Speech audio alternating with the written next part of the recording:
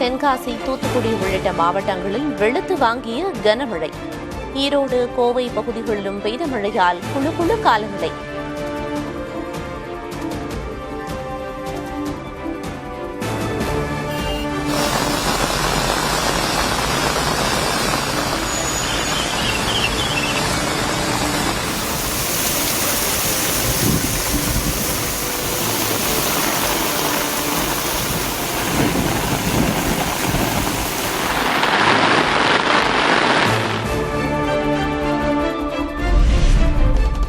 கனமழை எச்சரிக்கை எதிரொலியாக நெல்லை, தென்காசியில் இன்று பள்ளி கல்லூரிகளுக்கு விடுமுறை. தூத்துக்குடி, ராமநாதபுரம் மாவட்டங்களில் பள்ளிகளுக்கு மட்டும் விடுமுறை அறிவிப்பு.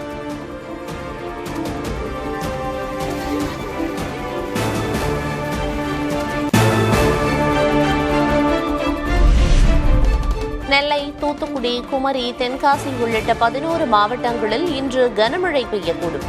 காவிரி படுகை மாவட்டங்களுக்கும் கனமழை எச்சரிக்கை.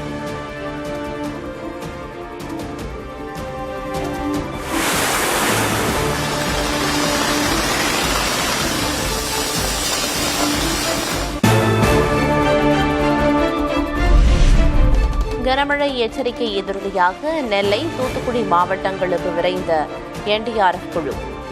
மழை தொடர்பான புகார்களை தெரிவிக்க நெல்லை மாவட்ட ஆட்சியர் அலுவலகத்தில் கட்டுப்பாட்டு மையம் திறப்பு.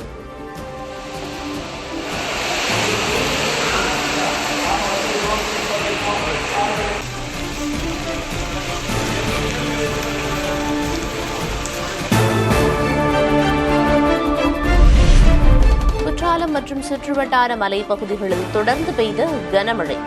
குற்றாலம் பிரதான அருவியில் காட்டாற்று வெள்ளப்பெருக்கு.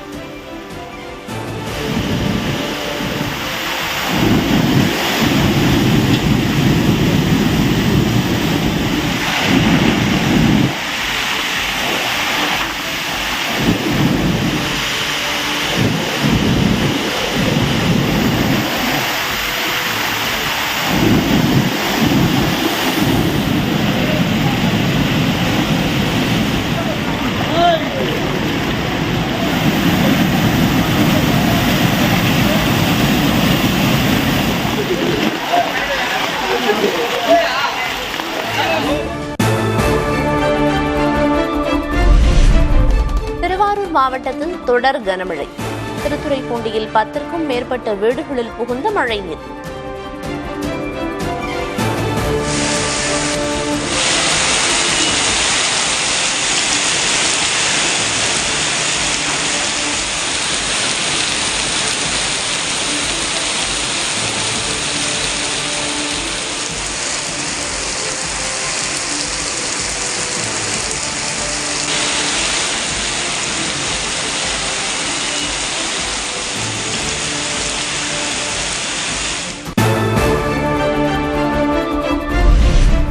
சென்னையில் 2 நாட்களுக்கு மிதமான மழை பெய்யக்கூடும் என வானிலை ஆய்வு மையம் தகவல்.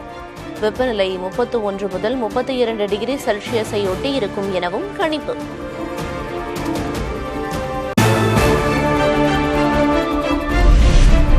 வங்கக்கடலில் அடுத்தடுத்து உருவாகும் 2 புயல் சின்னங்கள். தென்கிழக்கு வங்கக்கடலில் நிலவிய காற்றழுத்த தாழ்வு பகுதி வரும் 26ஆம் தேதி புயலாக மாறக்கூடும் என கணிப்பு.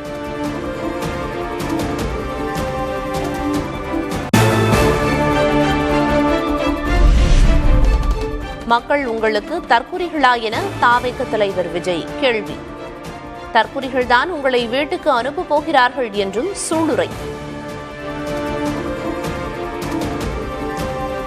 ஒண்ணு மட்டும் சொல்றேன், எழுதி வச்சுக்கோங்க. இந்த தற்குறின்னு சொல்றீங்கல்ல, இந்த தற்குறிகள்லாம் ஒன்னா சேர்ந்துதான் வாழ்நாள் பூரா விடையை கண்டுபிடிக்காத முடியாத அளவுக்கு உங்க அரசியலே ஒரு கேள்விக்குறியாக்க போறாங்க. இவங்கெல்லாம் யாரும் இங்க தற்குறிகள்லாம் கிடையாது. இவங்க எல்லாரும் தமிழ்நாட்டு அரசியலோட ஆச்சரியக்குறி. இவங்க எல்லாரும் தமிழ்நாட்டு அரசியலோட அந்த மாற்றத்திற்கான அறிகுறி.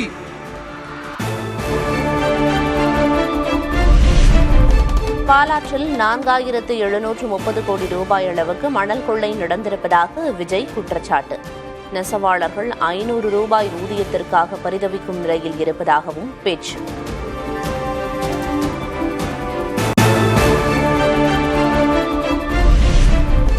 விஜய் பேசுவதற்கு ஏதாவது ஆதாரம் இருக்கிறதா என திமுக மூத்த தலைவர் டி.கே.எஸ். இளங்கோவன் கேள்வி.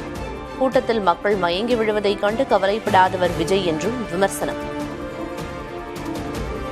அந்த மக்கள் வெயிலிலும் குடிக்க தண்ணீர் இல்லாமல் உணவில்லாமல் இரவு 7:30 மணி வரைக்கும் அந்த வெயிலிலே நின்று கொண்டு மயங்கி விழுந்தார்கள். 10-12 மணி நேரம் மக்களை வெயிலில் நிற்க வைத்து அவர்களுக்கு உணவு கிடைக்காமல் தண்ணீர் கிடைக்காமல் நிற்க வைத்தால் 100 பேர் மயக்கம் போட்டு விழுவது என்பது புரிதல். நாம் பல இடங்களில் பார்த்திருக்கிறோம். இதற்கு இதுவரை ஏன் பதில் சொல்லவில்லை? மத்திய பாஜக அரசை கண்டித்து தஞ்சையில் திமுக கூட்டணி கட்சியினர் ஆர்ப்பாட்டம். நெல் ஈரப்பதத்தை தளர்த்துவது தொடர்பான கோரிக்கையை நிராகரித்திருப்பதாக குற்றச்சாட்டு.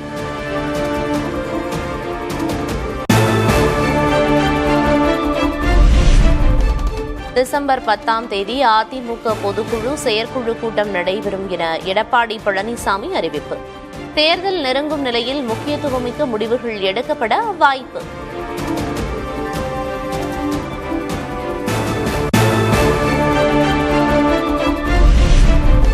பீகாரில் காங்கிரஸ் கட்சிக்கு ஏற்பட்ட வரலாறு காணாத தோல்வி தமிழகத்திலும் நிகழும் என அண்ணாமலை விமர்சனம். 2026 தேசிய ஜனநாயக கூட்டணி மகத்தான வெற்றி பெறும் எனவும் பேச்சு. வரலாறு காணாத தோல்வி காங்கிரஸ் 5 சீட் ஜெயிச்சிருக்கிறாங்க. காங்கிரஸ் இது போல ஒரு தோல்வியை சந்தித்ததில்லை. அதனால தமிழகத்தில் இருக்கக்கூடிய காங்கிரஸ் கட்சிக்கும் அந்த தோல்வி 2026 கிடைக்க இருக்குது. நாம் தமிழர் ஒருங்கிணைப்பாளர் சீமான் மீது புதுச்சேரியில் வழக்கு பதிவு. தனியார் தொலைக்காட்சி நிருபரை தரக்குறைவாக திட்டிய புகாரில் நடவடிக்கை.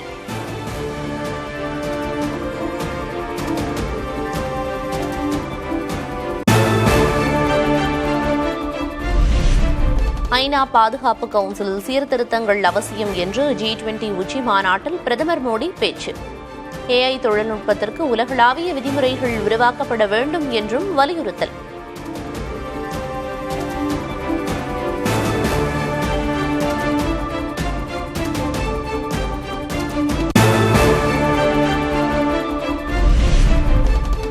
SIR ஒரு சீர்திருத்தம் அல்ல, அது ஒரு திணிக்கப்பட்ட ஒடுக்குமுறை.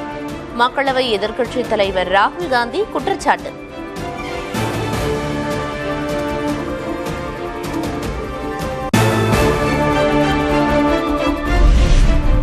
கர்நாடக அதிகார பகிர்வு குறித்து தலைமை முடிவெடுக்கும். கர்நாடக முதல்வர் அமைச்சரவை மாற்றம் குறித்து காங்கிரஸ் தலைவர் மல்லிகார்ஜுன கார்கே விளக்கம்.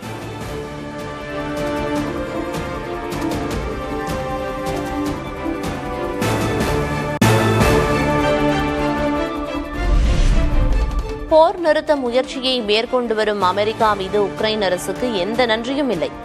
அமெரிக்க அதிபர் ட்ரம்ப் கடும் விமர்சனம்.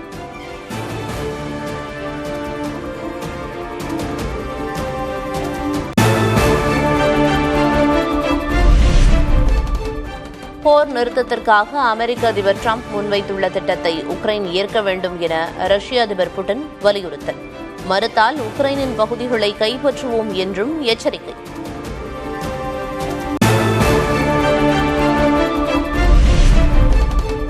லெபனான் தலைநகர் பெய்ரூட்டில் உள்ள அடுக்குமாடி குடியிருப்பு மீது இஸ்ரேல் ராணுவம் தாக்குதல்.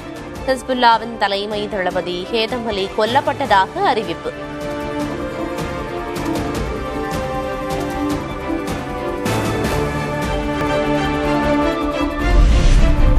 பார்வையற்ற மகளிர் முதல் T20 கிரிக்கெட் உலகக் கோப்பையில் சாம்பியன் பட்டம் வென்ற இந்திய அணி இறுதிப் போட்டியில் நேபாளத்தை 7 விக்கெட்டுகள் வித்தியாசத்தில் வீழ்த்தி அசத்தல் வெற்றி.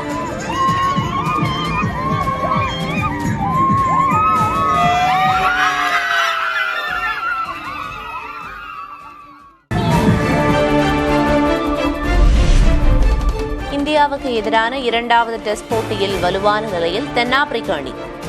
தமிழகத்தை பூர்வீகமாக கொண்ட செனூரன் முத்துசாமியின் சதத்தால் முதல் இன்னிங்ஸில் 489 ரன்கள் குவிப்பு.